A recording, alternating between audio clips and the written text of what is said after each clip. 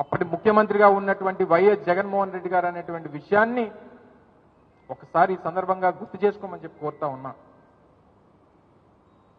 విశాఖపట్నంలో ఉన్నటువంటి వారి ఎగ్జిస్టింగ్ ప్లాంట్ ఏదైతే ఎస్ఆర్ ప్లాంట్ ని వారు టేక్ ఓవర్ చేసుకున్నారో దాని ఎక్స్పాన్షన్ కోసం 1000 కోట్ల రూపాయలు దాని ఎక్స్పాన్షన్ కోసం దావోస్ లో జరిగినటువంటి వరల్డ్ ఎకనామిక్ ఫోరంలో గౌరవ ముఖ్యమంత్రిగా ఉన్నటువంటి ఆ రోజు జగన్మోహన్ రెడ్డి గారి నేతృత్వంలో ఆ సంస్థ చైర్మన్ అయినటువంటి లక్ష్మీ మిట్టల్ గారి కొడుకు ఆదిత్య మిట్టల్ గారితో సమావేశమై వారితో ఒప్పందం చేసుకొని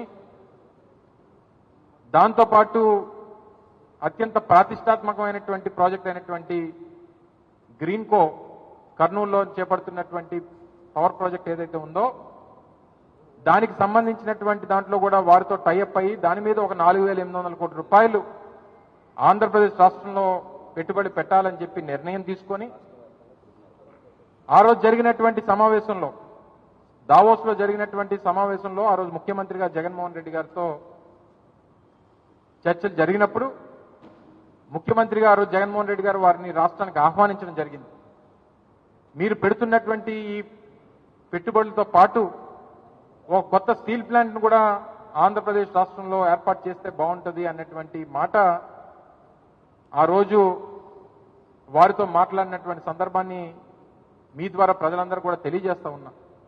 ఆ రోజు సంబంధించినటువంటి శాఖ మంత్రిగా ఉన్నా, ఆ రోజు చీఫ్ సెక్రటరీ గారు ఆ సమావేశంలో ఉన్నారు. ముఖ్యమంత్రి గారు ఆ కంపెనీ యాజమాన్యం నేను అలాగే రాష్ట్ర ప్రభుత్వ చీఫ్ సెక్రటరీ గారు నలుగురు సమావేశంలో ఉన్నాం. వారు ఆ రోజు కోరడం జరిగింది, మాకు సముద్ర తీరం వెంబడి ఆంధ్రప్రదేశ్ మీరు 970 కిలోమీటర్ల సముద్ర తీరం ఉందని చెప్తున్నారు కదా, సముద్ర తీరం వెంబడి మాకు ఒక 3,000 నుంచి 4,000 ఎకరాలు మీరు కేటాయిస్తే తప్పకుండా మేము ప్లాంట్ ని స్థాపిస్తామని చెప్పి ఆ రోజు ఆ యాజమాన్యం ఆ రోజు ముఖ్యమంత్రిగా ఉన్నటువంటి జగన్మోహన్ రెడ్డి గారితో చెప్పడం జరిగింది. ఆ సమావేశంలో భాగంగానే ఆ రోజు చీఫ్ సెక్రటరీ గారికి నాకు కూడా అప్పచెప్పి కంపెనీ ప్రతినిధులు మనం తిరిగి వెళ్ళిన తర్వాత వారు విజిట్కి వస్తారు, మన దగ్గర రాష్ట్ర ప్రభుత్వం దగ్గర ఉన్నటువంటి ల్యాండ్ పార్సల్స్ ని వాళ్ళు ఉన్నటువంటి లొకేషన్స్ ని కంపెనీకి చూపించండి, కంపెనీ ప్రతినిధులకి, తద్వారా వారికి కావాల్సినటువంటి అన్ని విషయాల్లో కూడా మనం ప్రభుత్వం తరపు నుంచి సహకరిద్దామని చెప్పినప్పుడు కాకినాడ దగ్గర మూలపేట దగ్గర ఏదైతే మూలపేటలో నిర్మిస్తున్నటువంటి పోర్టు సమీపాన కాకినాడ దగ్గర అలాగే నక్కపల్లి దగ్గర 3 ప్రాంతాల్లో ఆగస్టు మాసంలో 2022 ఆగస్టు మాసంలో వారు వచ్చి భూములు చూడడం జరిగింది.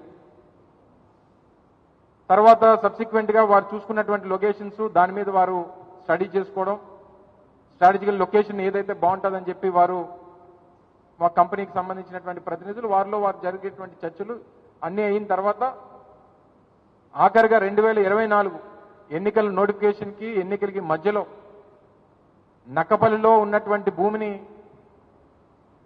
వారికి అనువుగా ఉంటుంది, అటు విశాఖపట్నం పోర్టు కానీ గంగవరం పోర్టు కానీ లేదా అటు కాకినాడ పోర్టుకి కానీ నేషనల్ హైవే కూడా ఆనుకొని ఉంటుంది, సముద్ర తీరం వెంబడే ఉంటుంది, ఇవన్నీ కూడా వారికి అనువుగా ఉందని చెప్పి ఎన్నికల నోటిఫికేషన్కి ఎన్నికలకి మధ్యలో వారు ప్రతినిధులు రావడం, వారు దాన్ని కావాలని చెప్పుకోవడం, తర్వాత ప్రక్రియ ప్రభుత్వాలు మారినాయి, ప్రొసీజర్స్ నడుస్తూ ఉన్నాయి, నడిచిన దాని ప్రకారం ఈరోజు నిన్న శంకుస్థాపన అయింది.